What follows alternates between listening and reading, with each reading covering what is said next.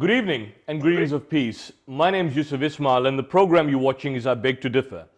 This program focuses on interactive discussion and interactive debate on socioeconomic, political, cultural and religious issues affecting us as a community, and certainly looking, unpacking and exploring some of the global dominant trends in the international community. The age-old question, God exists, obviously. Or does he? Or in the words of the Quran, is there any doubt about God? In chapter 14, verse 10, a verse that indicates an Islamic answer to the title of John Humphrey's book, In God We Doubt. Medieval Christian theologians asked the question, does God exist, in a similar fashion, in a similar sense to the philosophical question about mathematics, do numbers exist? We cannot see or touch God, but neither can we see or touch numbers, which are essentially abstract concepts inspired by our sensory experience. But not everyone agrees. Humanity's faith ranges across the entire spectrum of possibilities, from militant atheists to founders of the major religions. One issue is that neither logical argument nor modern science can conclusively prove or disprove the existence of God. Well, that's what we're going to be discussing this evening. And joining me via Skype, a guest to South Africa from Newcastle all the way in the United Kingdom, is Dr. Jonathan McClatchy, a cell biologist and somewhat apologist, engaging also in regular discussions with atheists and certainly with theologians. Jonathan McClatchy, welcome to South Africa and welcome to I Beg to Differ. Jonathan, yes, are you there? To be here. Are you there? Welcome to I Beg to Differ. Welcome, yes. Jonathan. Thank you. Great to be here. Okay, Jonathan, let me start off with this issue. Atheism as an ideology has existed. I mean, I wouldn't say an ideology, but certainly non-belief has existed from time immemorial. But we've seen in recent decades this new phenomenon called new atheism, which lends itself and often overlaps with secular humanism and anti-theism, more particularly in terms of being somewhat militant and in many instances characterized as fundamentalist. What would you define as new atheism? Yeah, so the new atheism is a more strident and militant form of atheism, as championed by people like Richard Dawkins and Sam Harris and Daniel Dennett and Christopher Hitchens. I recently had a debate with University, now retired, whom I would say is a representative of the new atheist movement. So yeah, it's basically the arguments are pretty similar to the old atheism, but it's a more strident, more militant and aggressive form of atheism. In 2007, there were about 4 prominent atheists. I think it was Richard Dawkins, Harris, Christopher Hitchens, and Daniel Dennett. They met at Hitchens' residence in Washington, D.C. for a private 2-hour unmoderated discussion. That event was videotaped and described as the 4 horsemen. And Dinesh D'Souza, who is on the I would say the close to the far right or on the right spectrum in the United States, collectively referred to these individuals as a so-called 4 horsemen of the non-apocalypse. In other words, an allusion to the biblical 4 horsemen of the apocalypse, but more particularly used in a disparagingly fashion in the sense of describing them as evangelical atheists, in the sense that atheism is not just simply something whereby they just maintain non-belief, but they actively go out and seek converts to this ideology, which is basically affecting us in the universities, in the schools, in popular culture. Right, exactly. What's your take on that? What's your perspective in relation to that? Yeah, so there's a movement that's become very popular in recent years called street epistemology. I don't know if you've heard of that. But yeah, I did. I have. I have heard of that. Go ahead, Jonathan. It's essentially the atheist equivalent of street epistemology is essentially the atheist equivalent of street evangelism. They stop people on the streets and ask them probing questions. They ask what topic they would like to have a conversation about in regards to a particular belief that that person holds to, and then they would go about probing to evaluate the reasons that belief and arriving at such a high confidence of that belief. So they would ask on a scale of 0 to 100, how confident are you in the truth of your belief? And then they would ask, so what brought you to such a confident conclusion? And they would, as a kind of employs a Socratic method of asking questions and trying to get the person to think through the reasons that they have for subscribing to that belief. Ideologically, would Sam Harris, Richard Dawkins, and Hitchens be on the same level, or would there be a variation in terms of the methods that they go out promoting their ideas of disbelief? Well, they have different areas of expertise, and Richard Dawkins, Christopher Hitchens tend to be quite aggressive in mocking and ridiculing people of theological belief. Sam Harris tends to be much more erudite and calm and reflective, considered. So there's very many different brands of atheism, and their approaches vary. Yeah, I think we seem to have lost you there. Jonathan, are you still there with us? There seems to be some sort of interference in the communication.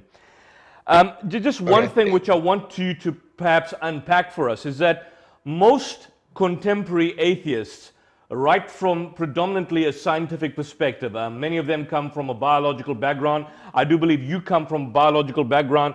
Unlike previous writers or previous atheists from past generations, many of whom thought that science was essentially indifferent or even incapable of dealing with the God concept, Dawkins, on the contrary, argues, claiming the so-called God hypothesis is a valid scientific hypothesis. Could you unpack for us, when he speaks about the God hypothesis, what's he actually alluding to? Yeah, so Richard Dawkins thinks that the God hypothesis is a valid scientific hypothesis because a universe with a God would look fundamentally different from a universe without a God. So Richard Dawkins thinks, in principle, the God hypothesis is something which could, in principle, be demonstrated. I mean, yeah, as a scientist, I've often been baffled at how people can go through a 4-year university program in the natural sciences and come out atheists at the other end, because the evidence for theism from the natural sciences is rather overwhelming, both in the physical sciences and indeed in the life sciences.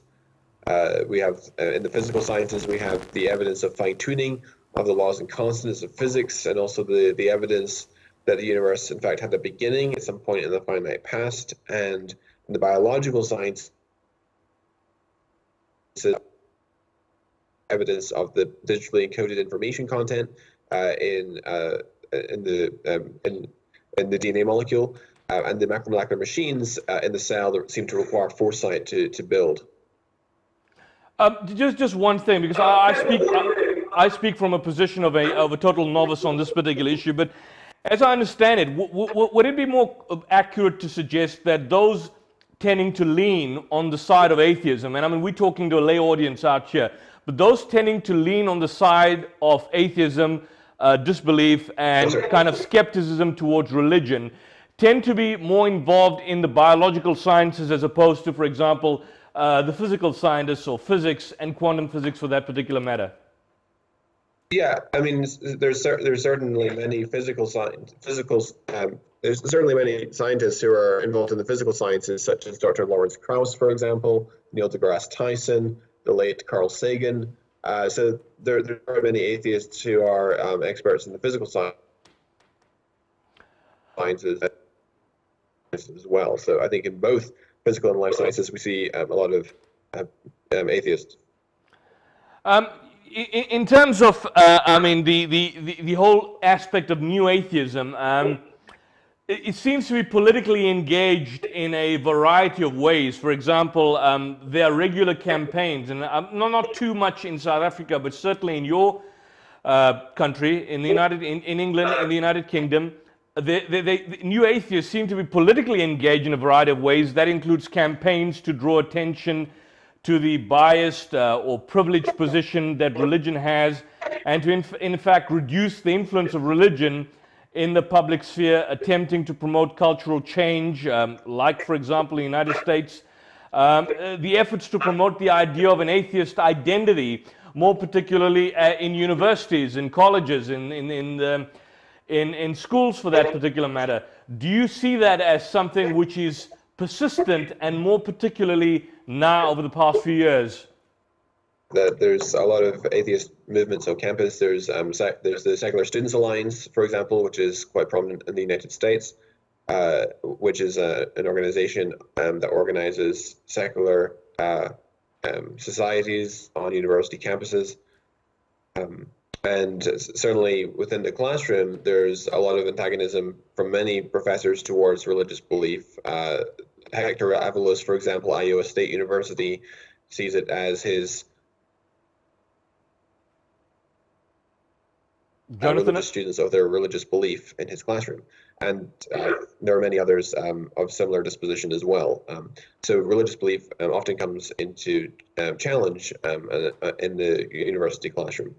How does a believer, how does a believer or someone who believes in God, for example, deal with this particular challenge? Because most students, who come from a religious background are not given the effective tools in terms of combating this. This is not part of our training. When you go to a church or a mosque or a temple or a synagogue, the average priest or imam or the rabbi is not equipped to give his congregants or flock, for that matter of speaking, the kind of effective tools in challenging this discourse.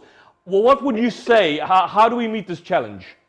Yeah, I think that we need to be training our people to engage responsibly, intellectually with the challenges to faith because, as you said, when students go to universities, they've often not been properly equipped to deal with the onslaught of even the most basic objections to their faith, with the public evidences that support the existence of God and so forth. Jonathan, are you still there? I think we seem to have lost you. Yeah, there's some connection problem, either on our side or your side. We're going to try and address just before we go to the ad break. As a biologist, have you found? And we're going to probably unpack this in the next segment. But have you found your faith challenged at a personal level on a number of issues, particularly with regards to theory of evolution and neo-Darwinism, Lamarckianism, and so on and so forth? How have you kind of dealt with some of these issues? Yeah, so I'm fascinated by the subject of evolution, and so I did a master's degree in evolutionary biology. And the more I look at the evidence for evolution, the more problems in terms of explaining, for instance, the evolution of embryonic pathways, how you go from a zygote, a fertilized egg, to an adult form capable of reproduction. And of course, that happens by a process of cell differentiation and subsequent specification, where each round of cell division, you're down-regulating certain genes, not with respect to what that cell is going to be performing and doing really, but rather what its descendant eventually is going to be doing, what type of cell type it's going to be. And so that's a process, because you have to be able to look into the future and make decisions based upon future circumstances. And that's something natural selection is inadequate, I think, of doing, because natural selection is a process that lacks foresight. Yeah. And there's many biological machines that seem to require foresight in order to build, because they require multiple cooperating components in order to perform a function. Well, Jonathan, I just want you to hold that thought. We're going to go for a quick ad break and try and sort out some of the technical issues we're having, and we're going to be back shortly. Don't go away.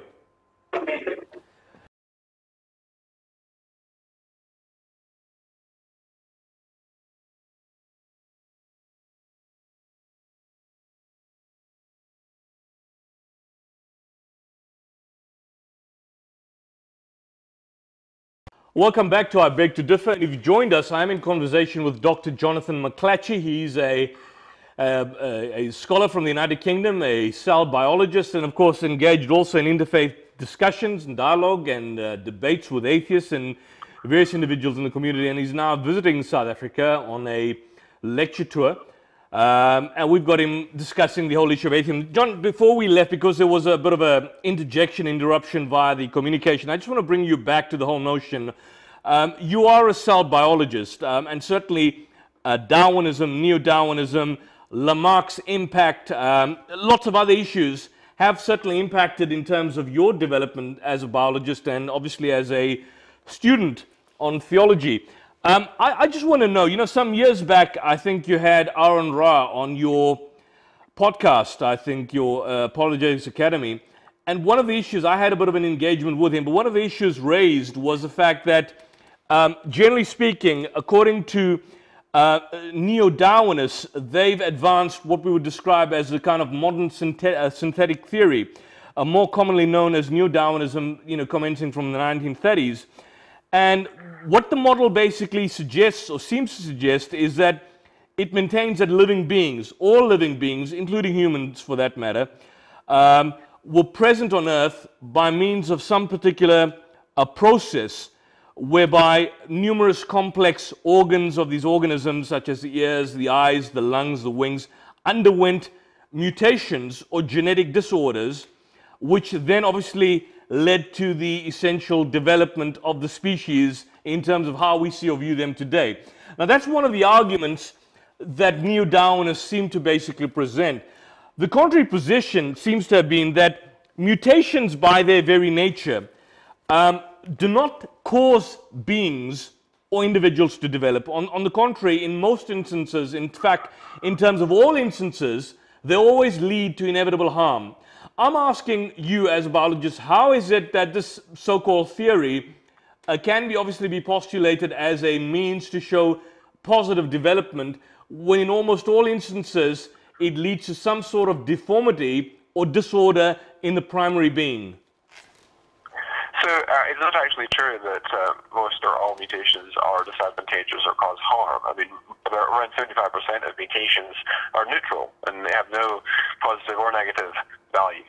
And then the second most frequent type of mutations are deleterious to the organism and actually result in harm to the organism and a negative impact on its ability to survive in its environment. And then a very small minority of mutations are beneficial to the organism, such as the acquisition of antibiotic resistance or insecticide resistance and so forth. So it's envisioned that the few mutations, the rare mutations that are actually advantageous, end up becoming dominant in the population.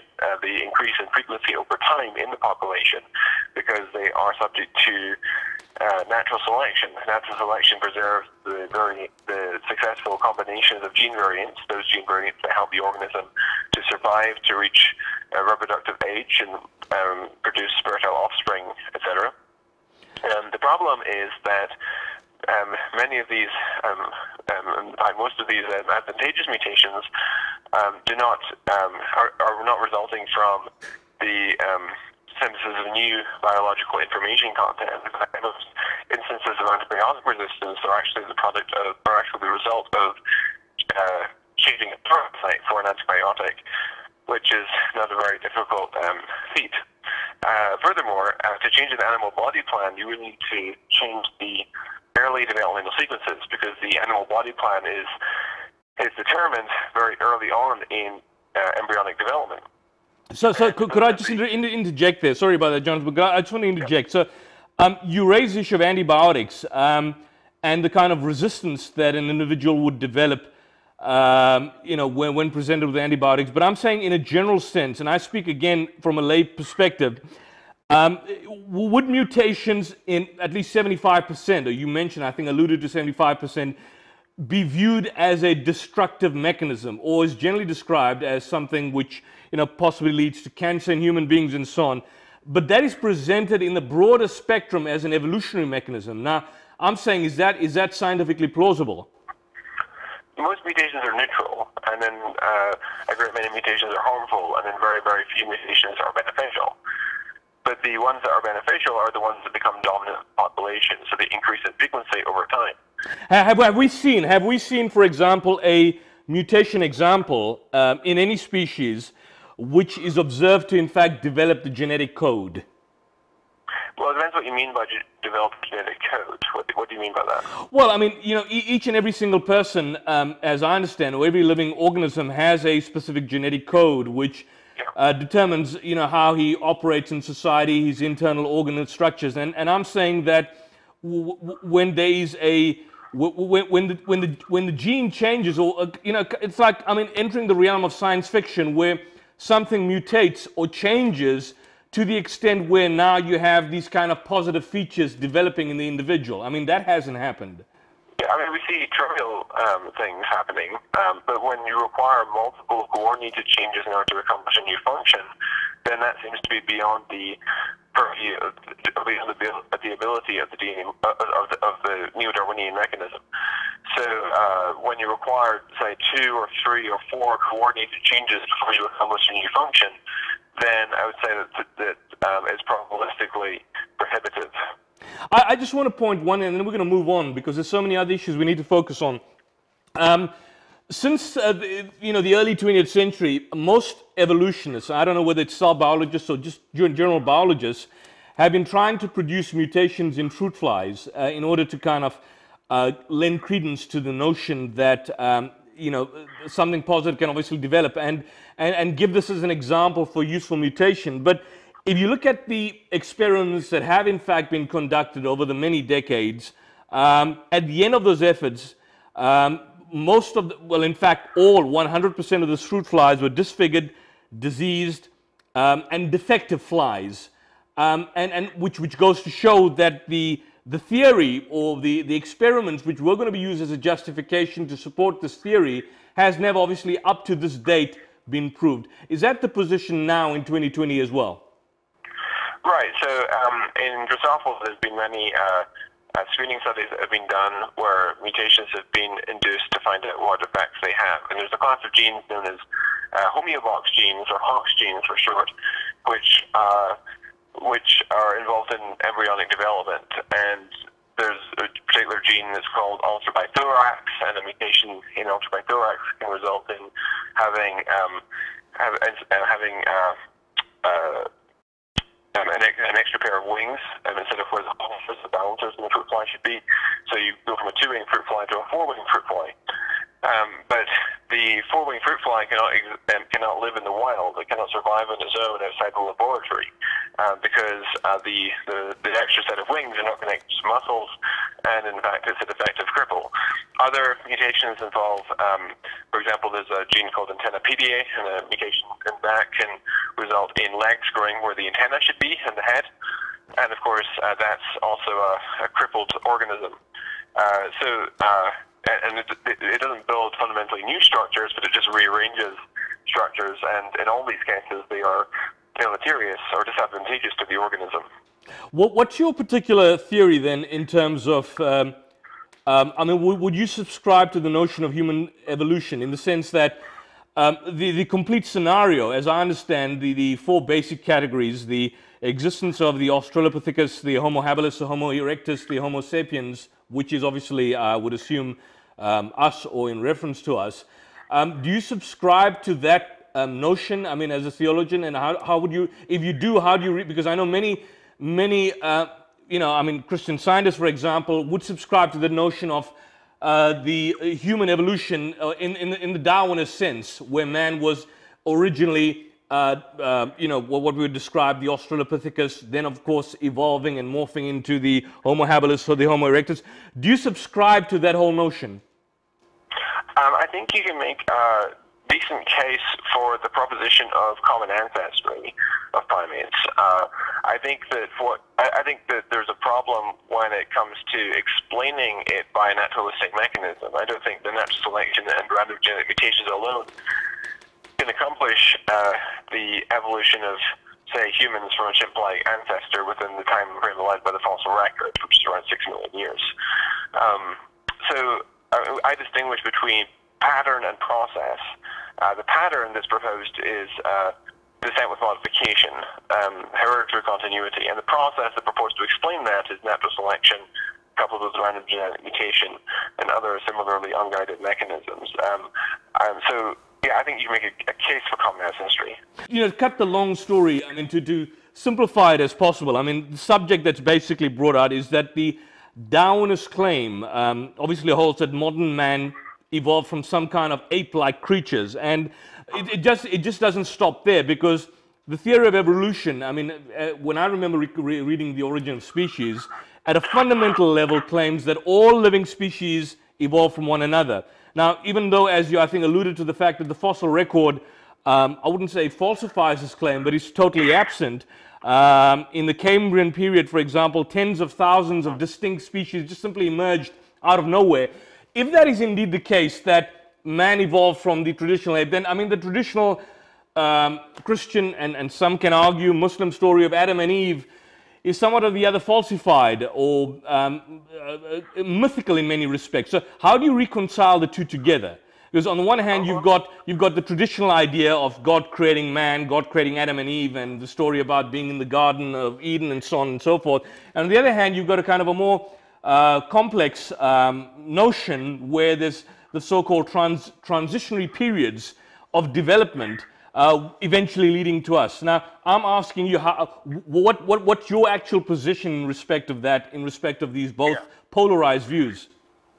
So that's a problem if you envision evolution as being a gradualistic process. But I don't envision evolution as being a gradualistic process. I'm a design proponent, and so I allow for God intervening to bring about new organisms. So once you start to move away from the gradualistic picture, where evolution happens very gradually over millions and millions of years, then the boundary between special creation and common descent starts to become blurred. So, I mean, the way that evolution is thought to work in the conventional sense is a very slow, gradual process, and it's in the same sense that, I mean, on the standard view, there's no first human, right? In the same sense that there's no day that you can point to, there's no date that you can say on which you became an adult. It's just a very gradual process. It's like asking how many facial hairs does it take to qualify as a beard? Well, you recognize a beard when you see it, but you couldn't quantify how many facial hairs are necessary to qualify as a beard. In a similar way, evolution is thought to happen very gradually, such that there was no first human, because it's a very slow and gradual process. Once you start to move away from that and suppose that there can be an intervention where there's information infused into the biosphere from outside, and so you can have one organism very rapidly transformed into another, I don't see how there's a problem reconciling that or harmonizing that with a traditional view of Adam and Eve and so forth. So my understanding then is you don't believe in the whole notion of gradual evolution taking place over a period of time. But the main issue, going down to the root of the issue is, do you believe that man somehow or the other came from ape-like creatures at a simplistic level? I think you can make a case for primate common ancestry. I'm not fully committed to it. But if we suppose that the primate common ancestry is true, then I wouldn't have a problem with saying that God created humans supernaturally from a previously existing type of organism. I don't have a problem with that theologically. Well, I want you to hold that. We have to go for a quick ad break, Jonathan. We're going to come back and unpack this fascinating conversation. Don't go away, folks. We're going to be back shortly. Hold on there.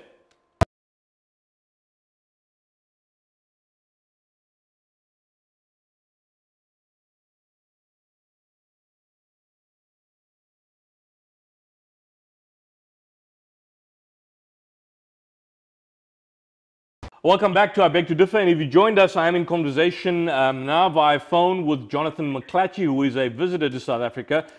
I've had a number of engagements with him in the past on theological issues and so on. Jonathan, we went to the ad break, we touched a bit on evolution. For a believer in terms of material that they could be interested in exploring these issues, what are some of the key, recent literature on the subject which kind of gives the believer the alternative perspective? I know Michael Denton, some years back, there was, I remember growing up on a book by Francis Hitching, The Neck of the Giraffe, Where Darwin Went Wrong. And I think in the Muslim world, obviously now he's been discredited, but you've had for many years the works of Adnan Oktar or Harun Yahya. He's been parodied in some circles. I believe Richard Dawkins himself has ridiculed him. But this material that is out there, anti-evolutionary material, produced by religious outlets and by faith-based organizations and movements, do you find them as helpful in terms of furthering the discussion, or do you find them as counterproductive in the long end and scheme of things? I mean, since you're talking to predominantly Muslim audience, I mean, for many years, in fact, since the early 90s, not so much now since he's been discredited and debunked, Adnan Oktar, some would say that he never wrote the books, more popularly known by his pen name Harun Yahya, spent an inordinate amount of time writing on evolution, the theory of evolution. I believe he sent a number of books to your country and to the United Kingdom, to Oxford, to Cambridge on the whole notion of creation. Are these material literature, are they helpful in the long term?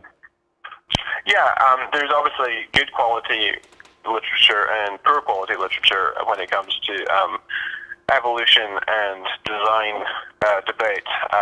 Harun Yahya, as you mentioned, I think is one of the weaker apologists. I think he's very ill-informed when it comes to evolution or biology. I wouldn't talk about anti-evolution literature, because it's not anti-evolution as such. We want to find the truth, whether evolution is the truth or not. So it's well. I mean, he's sued universities in Turkey. I mean, he's gone and engaged in litigation suits against scientists and biologists who have been basically teaching evolutionary theory in schools and universities in Turkey.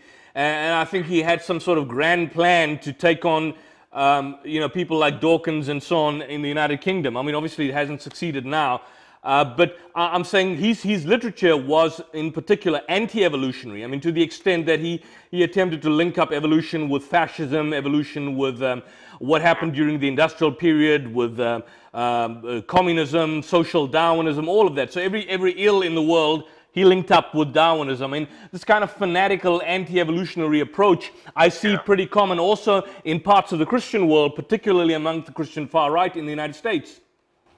Yeah, absolutely. There's people in that category. Ken Ham, for example, or Ken Hovind, both of whom are thoroughly discredited in terms of their being informed about evolution, because they're both very ill-informed, and there's many other people in both the Muslim and Christian communities who have written on the subject of evolution without really being informed about the subject, and so it's done a lot of damage, I think, when people do that. In terms of scientific literature, which is critical of Darwinism, written at a popular level, Michael Behe's books I highly recommend, Darwin's Black Box, The Edge of Evolution, and his more recent book, which is called it's called Darwin Devolves. You mentioned Michael Denton, who wrote Theory in Crisis. He recently wrote a revision of that called Evolution is Still a Theory in Crisis. I also recommend Douglas Axe's book, Undeniable, How Biology Confirms Our Intuition That Life is Designed. Stephen Meyer's books, of course, Signature in the Cell and Darwin's Doubt. And he's coming out with a new book soon called The Return of the God Hypothesis. So these are a few of the books I would recommend on this subject. I don't know if you've realized that in South Africa, I mean, unlike Europe, which is pretty far ahead in the United States, we don't have this kind of challenge of new atheism that kind of impacts on us as it has basically in the United States and certainly in the United Kingdom. But certainly in many of our academic institutions, that is becoming extremely common. Department of Anthropology and Biology Department and so on. And so these are ongoing challenges that we'll be facing. I want to take you to something whereby modern theologians, particularly something like William Lane Craig and others, have come up with the Kalam cosmological argument as a modern formulation for the cosmological argument of the existence of God. It's named from Kalam, which obviously indicates Islamic scholasticism, or the word. Yeah, Al-Ghazali, going back to Al-Ghazali.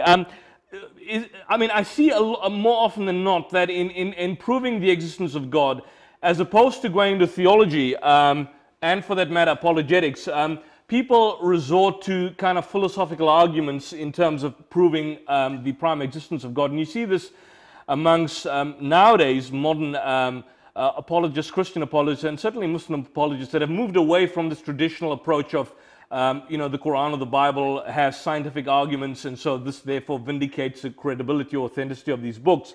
I'm saying, is a Kalam cosmological argument a sound argument due to its basis in the nature of causality and argument against the possibility of infinite regress? Would you see that as something still relevant in 2020? Yeah, absolutely. I do think it's a valid and sound argument. The Kalam cosmological argument, for viewers that aren't familiar with it, is the premise one: everything which begins to exist has a cause. Premise two: the universe began to exist, and the conclusion, therefore, is that the conclusion, therefore, is that the universe has a cause. And of course, we can say certain things about that cause, namely, it's transtemporal, spaceless, and immaterial. And I would also argue that that cause is necessary, because every world you must come back to something which necessarily exists, something exists as the necessity of its own nature. Everything which exists has some explanation for its existence, either in some independent cause or necessity of its own nature. For example, numbers and the laws of logic didn't begin to exist or were brought into being by something else, but they exist out of self-necessity. And if we're to avoid an infinite regress of causal explanations, then eventually we must get back to an unmoved mover, something which exists out of self-necessity. The universe, of course, is contingent because the scientific evidence and philosophical arguments established the universe began to exist at a point in the finite past. Of course, the fact the universe had a beginning was opposed in the 20th century because of its profound theological metaphysical implications. The mainstream view from up to the 20th century was the steady state theory, which maintained the universe was eternal in the past, never had a beginning, which is far more consistent with an atheistic view than if you have a universe that has a past beginning. And in fact, Albert Einstein's equations from his general theory of relativity predicted a cosmic space-time beginning. And he famously invoked the cosmological constant as a fudge factor to evade the reality of a space-time beginning.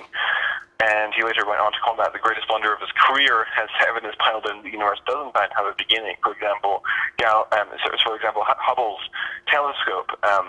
Hubble observed the galaxies, the light from distant galaxies being shifted towards the red end of the spectrum. This is called the redshift, which reveals that the galaxies are moving away from us in every direction that's proportional to their distance, which indicates that space itself is expanding over time, like a balloon being blown up, with dots over the balloon, and the dots move further and further away from each other over time. And of course, if you rewind the tape of the universe back far enough, you eventually come to a point where there's zero spatial volume, where you have no matter, time, and space. The universe begins to exist. Also, the second law of thermodynamics maintains that the entropy, or the level of disorderliness of the universe, increases over time. The universe is running out of usable energy to the point that, left to itself, the universe will reach a heat death where there'll be no usable energy left, and everything will be absolute zero temperature. And if the universe were eternal in the past, then we'd have already reached that heat death. We'd already have a universe where there's zero usable energy left. But we haven't reached that point, and therefore the universe cannot be eternal in the past. And there's various other scientific evidences, and also indeed philosophical arguments, that show that the universe has to have had a beginning. And if the universe had a beginning, then it follows that the universe must have a cause, because everything which begins to exist has a cause for its existence. Jonathan, if I could just interrupt, what is generally, I mean, when this is presented, and it's pretty much powerful, I mean, there's been a lot of debate between, for example, Craig, Graham, Opie, Adolf Grunbaum, Quentin Smith. What's the counter-argument to the Kalam cosmological argument? And I mean, that is generally used in atheistic circles. Yeah, so either people will reject the first premise, that the universe began to, or that everything begins to exist as a cause, or they'll reject the second premise, that the universe began to exist, and try to push for the universe being eternal. Or they might contest the additional arguments that point to God as being the best explanation. Because, of course, the Kalam cosmological argument in itself does not get you to the conclusion of God. You have to add additional arguments to get there. In fact, I recently did a debate last week with an atheist called Peter Atkins, from the University of Oxford. He's now retired, but he was a professor of physical chemistry, and he's written a lot of textbooks in the field of physical chemistry. His response to the Kalam Cosmol argument was probably the worst I've ever encountered, which was that his response was to deny that the universe began to exist, not because he thinks the universe is eternal, but because he thinks nothing exists. He thinks that his argument is that the universe contains an equal amount of positive and negative energy which cancels each other out, so that nothing exists. And he called this a much more interesting form of nothing, which was a really bizarre argument. Is that debate online? Is that debate online? It will be posted online next week, probably Monday. I look forward to looking at it. Now, this argument has basically been used, presented within Christian apologetics. I'm asking you, did you find it in any way surprising that Christian apologists, because we trace this back to the 11th century Muslim Persian scholastic philosopher Al-Ghazali, would you find it surprising that modern day Christian apologists would essentially use what was at its very essential level, essence, Islamic argumentation to bolster the argument for the proof of God, as opposed to referring to the Bible for that very purpose? Well, it doesn't have anything to do with the argument of who made it first. I mean, the argument is either valid or it's invalid, regardless of who made it. So I don't think it's necessarily surprising or undesirable that the argument is in its origin an Islamic argument. If the argument is valid and sound, then that's all we need to know. It doesn't really matter so much where it came from. To argue otherwise is to commit what philosophers call the genetic fallacy, which is to dismiss an argument because of where it came from, and that's a fallacious way to argue. But the point is that the argument was used essentially to prove the existence of the Islamic God or the Islamic concept of God. Now, when someone like Craig, for example, or I think Quentin Smith, or for that matter Richard Swinburne, use this argument to prove the existence of God, they are using it at its very core to prove the existence of a divine being. But if I could basically unpack it, they're not using it as an argument to prove the existence of a triune Godhead. They're using it in the same sense and fashion that the Islamic scholars and philosophers, in fact, use it to prove the existence of God. Yeah, I mean, I do think the Kalam cosmological argument demonstrates the existence of either the God of the Bible or the God of the Quran. I think that you need additional levels of argumentation to establish either of those conclusions. Yeah, but I mean, in a monotheist, I mean, if I could kind of unpack it in a singular sense, the existence of God in a singular sense. In other words, you can't use the Kalam cosmological argument to prove the existence of a triune God. I mean, we've had this. No. You'll have to obviously refer to the Bible and to Scripture for that particular matter. So, to prove the existence of God, you use the Kalam cosmological argument, either the Islamic God in a singular sense or the Christian God in a singular sense. Would you agree with me? Right. Exactly. Okay. Jonathan, we have to go for a quick ad break, and when we come back, we'll wrap up this section, and we urge the viewers, don't go away. We'll be back shortly.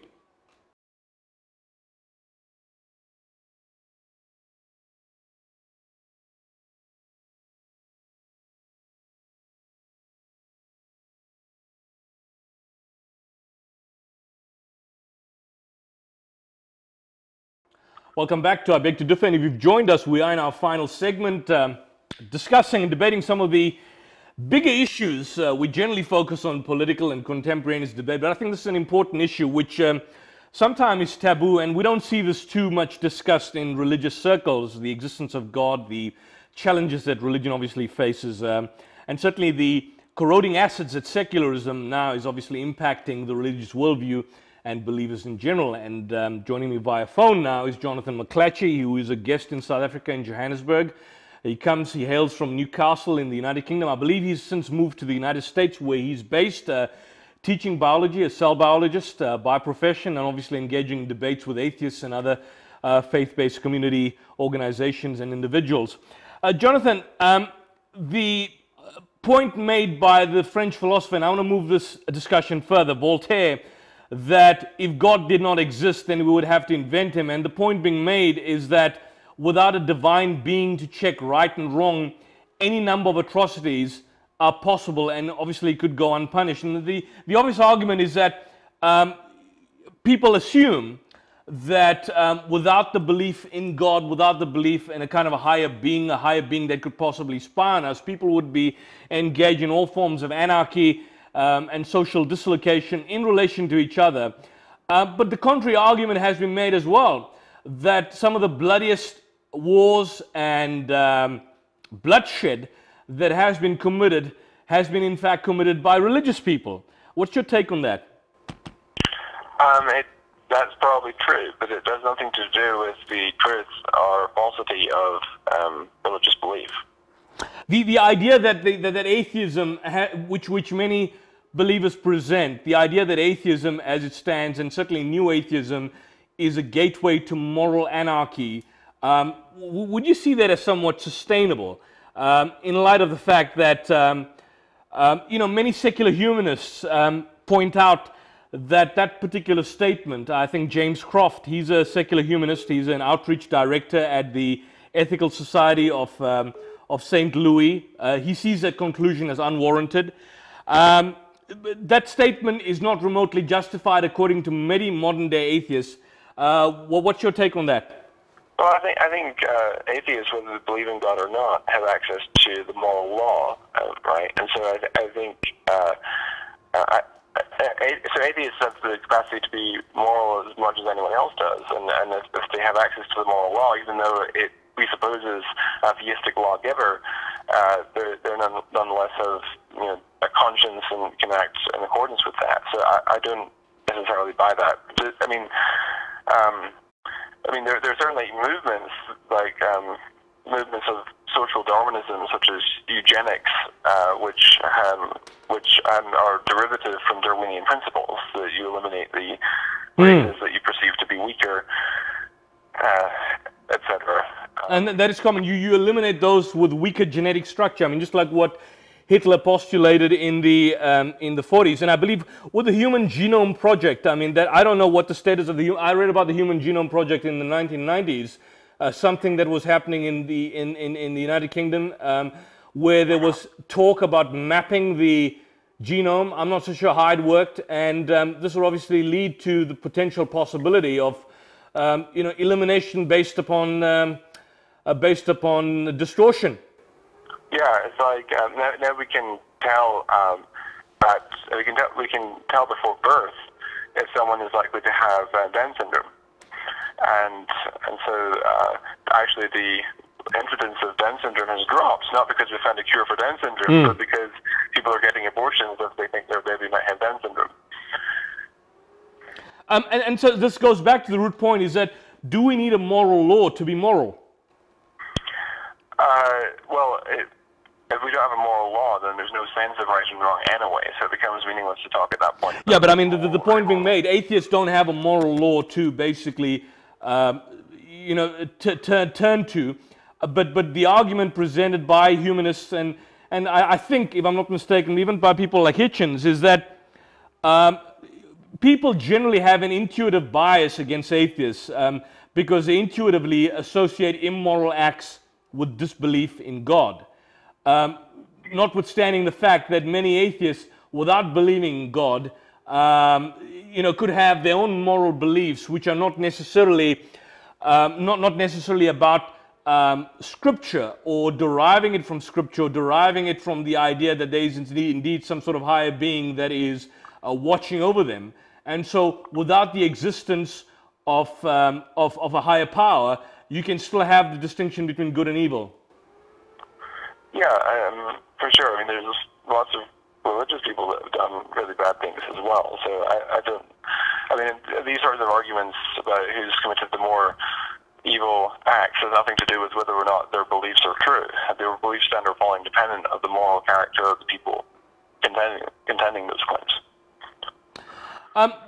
Do you see, for example, in Europe and the United States that modern-day Christianity has somehow or the other become a handmaiden to secularism? In what way? In the sense that, obviously, I mean, you don't obviously subscribe to the notion of, the idea of the merging of the state and the church for that, and that's never been the case, of course, unless if you look at exceptions like under the under the time of Constantine and so on. But in the sense that generally speaking, when it comes to, for example, when it comes to things like capitalism, when it comes to, for example, things like the nature in terms of how government operates, in terms of how society deals with, for example, human beings in general.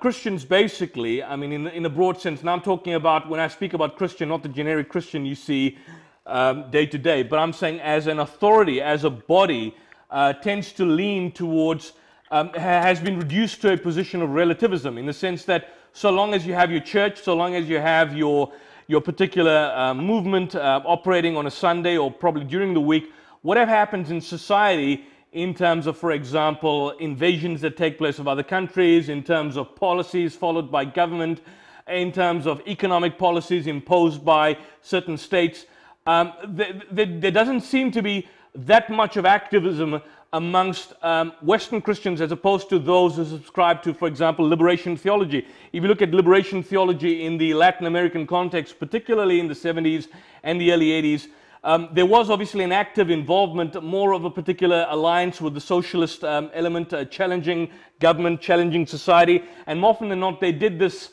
based on the idea that they saw Jesus as a social agitator, whereas those in Europe, those in the West, those amongst the evangelical side, tend to, for example, seem to support authoritarianism wherever they find it, so long as, I mean, you look at the Pentecostals, you look at the Baptists, the Southern Baptists, generally speaking, they seem to be supporting far-right movements. There's an alliance with the right movements, there's an alliance in support with the existing economic policies, capitalism. What's your take on that?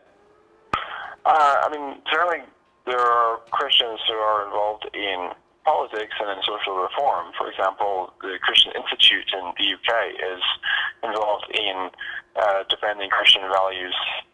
Okay, so Jonathan, based on that, can you probably just expand and give us your comment on that issue?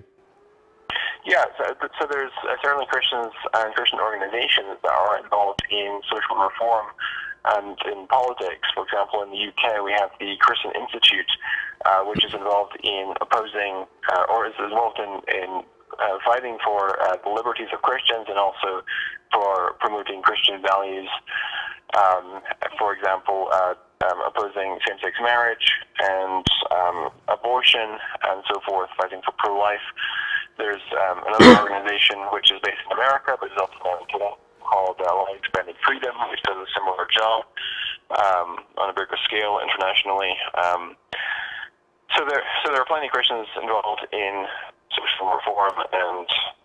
But would that not be private morality? I mean, the point being made is that you speak about things like abortion, the issue of same-sex marriages. I mean, which a lot of us, even within you'd find resonance within the Muslim community. And I mean, private morality. But I'm talking about, for example, when you had the anti-war movement in 2002, opposing the invasion of Iraq for that particular matter, or challenging existing British policy or U.S. policy.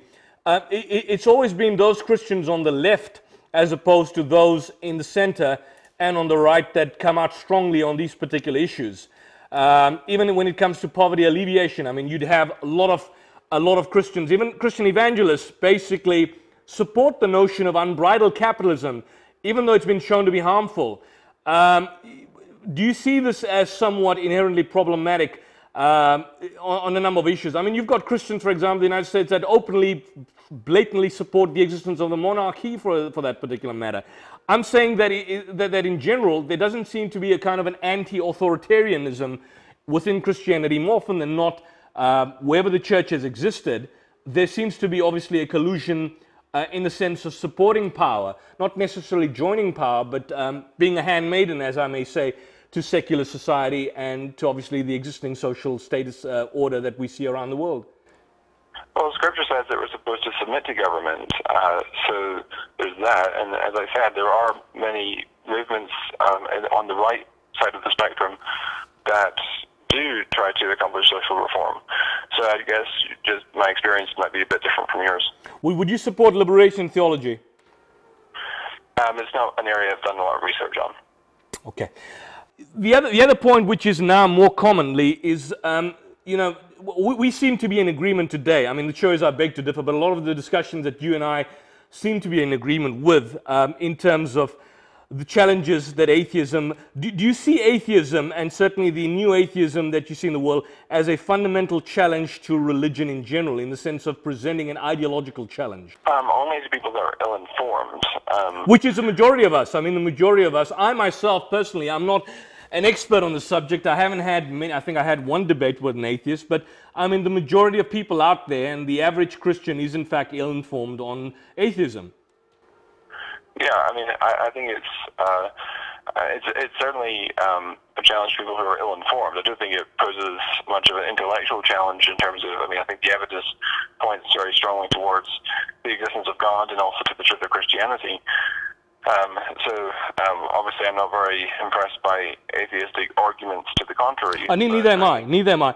Do you find it disturbing, and this seems to be a recent trend over the years, that many Christian, I don't know if you could call them Christian apologists, but more particularly polemicists, seem to be partnering ideologically with many atheists. And when I'm speaking of partnering, I'm not talking about, I mean, I have friends, personal friends of mine who are atheists, who are non-believers and so on. That's one level, certainly that's one aspect.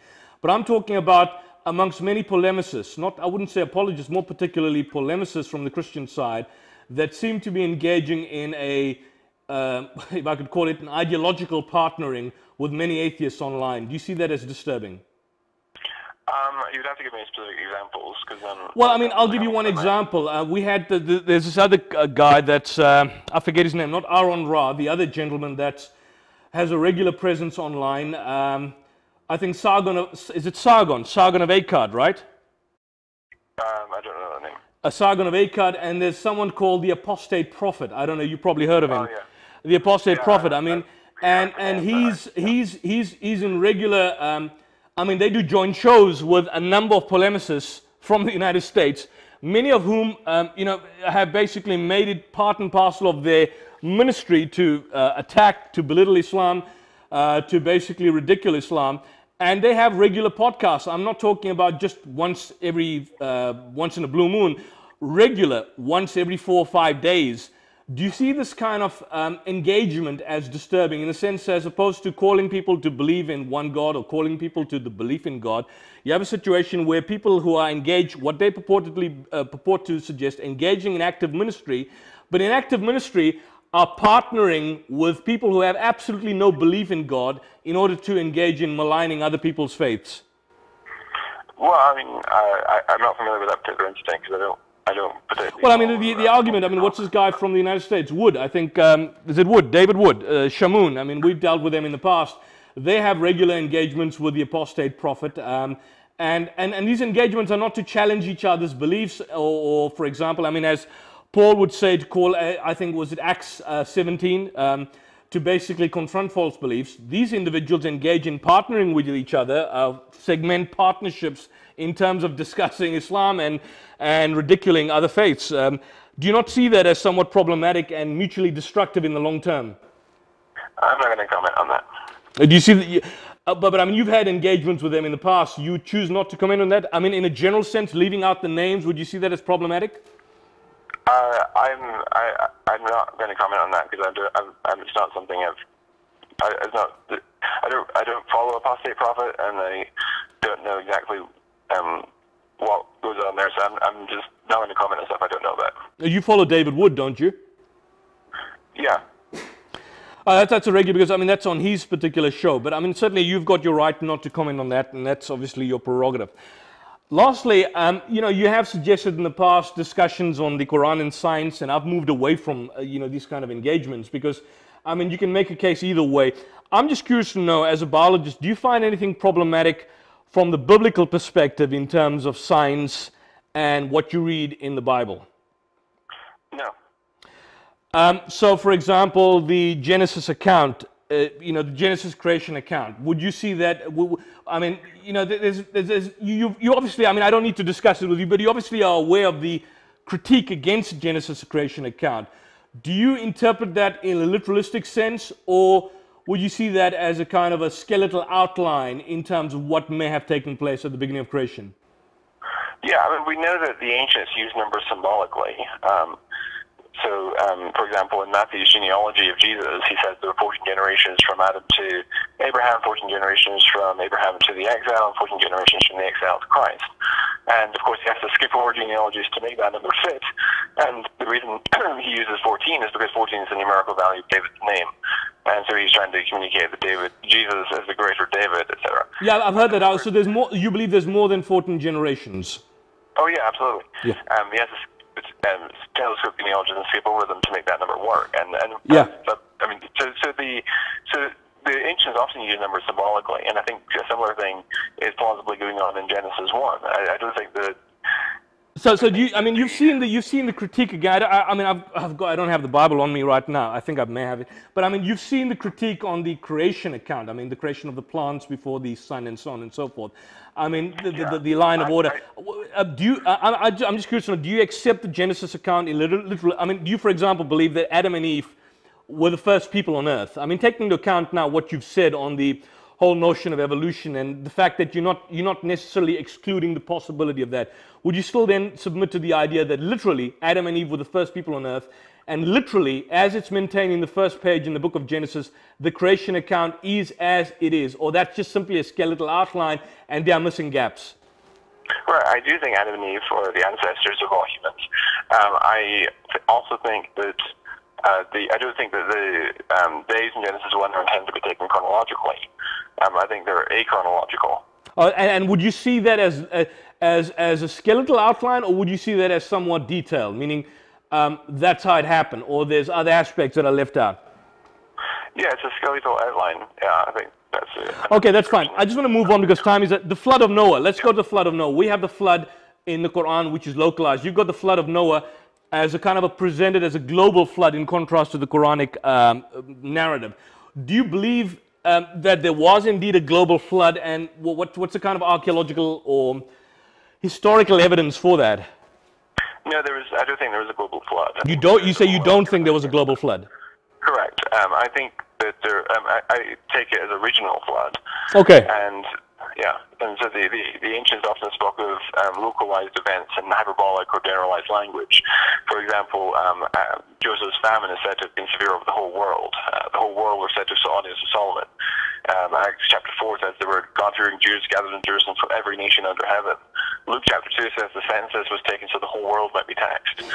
So you're basically saying, and I know time's at a premium, you're basically saying that hyperbolic language is used, which seems to, if you read it literally, it would seem to indicate a global flood, but in reality it's a more of a localized event. Correct. Most fundamentalist Christians would disagree with you on that particular point. I'd agree with you because I believe it's a localized flood, but most fundamentalist Christians would disagree with you on that point because a literalistic interpretation of Scripture would seem to suggest that it was indeed a global flood. Mm-hmm. Yeah, I would disagree with them. So it would be a minority. The other aspects, I mean, for example, something that comes to mind, the sun stopping, I think in the book of Joshua, I think in the 10th chapter of the book of Joshua, the sun stopping in the middle of the sky, delayed going down a full day. What's your take on that? Yeah, so that would be using the language of appearance. I mean, it's using language of appearance, which is often used throughout Scripture. And so, I mean, but that's exactly the point, because, I mean, as I recall, it speaks about the sun stood still, the moon stopped, the sun stopped in the middle of the sky, delayed going down about a full day. Reading it literally would obviously create a problem. Are you suggesting that is an allusion to appearance? Yeah, that's correct. So I mean, the contrary position, when, for example, you have the story of Zulkarnain in the Surah Al-Kahf in the Quran, he came, he saw the sun rising over a people who had, no clothes, and he saw the sun set in a murky water or something along that line, or in a turbid sea of some sort.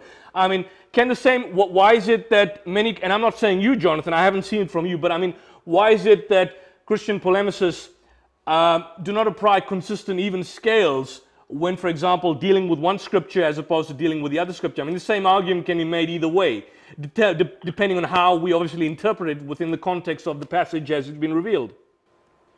Yeah, so I think the difference with the Zulkarnain incident in Surah 1886 is that Zulkarnain allegedly even finds the place where the sun sets and observes it setting in a pool of murky water, and then when you continue reading, he then goes the opposite direction and discovers the place where the sun rises, and discovers that the people living nearby are not sheltered from its heat. And also there are hadith interpretations which interpret it as literally setting in a pool of murky water. But I mean, the point is, it speaks about appearance. Even when you use terms like sunset, sunrise, we know the sun doesn't rise and the sun doesn't set. It's the actual rotation of the earth and the eventual revolution of the earth around the sun, which obviously creates the appearance of sunset and sunrise. Now I'm saying that if you see something which is not as graphic as the Joshua account, because Joshua's account does state clearly the sun stops in the middle of the sky. It was delayed going down for a full day. It speaks about delaying going down for a full day. You are prepared to give the argument of appearance on that aspect, but whereas when you refer to a passage of Zulkarnain appearing, coming towards the west or the east, and he sees the sun, he found it set in a murky water or in a turbid sea, that the same kind of leverage is not granted for the Quran. And I'm saying, don't you believe that there should be consistency in our approach in terms of how we obviously approach Scripture, in terms of how we maintain an interpretive relationship with our texts? The first thing is that Surah 18 actually says that he found the sun rising and the people not protected from its heat. Well, that's afterwards. I mean, he first found the sun set, then he finds it rising. And it specifically says that the people were not protected from its heat. So it suggests that they are geographically in proximity to the sun, and so they are getting sunburned because of the sun. And also there's a hadith tradition, I don't have it in front of me right now, but there's a hadith tradition which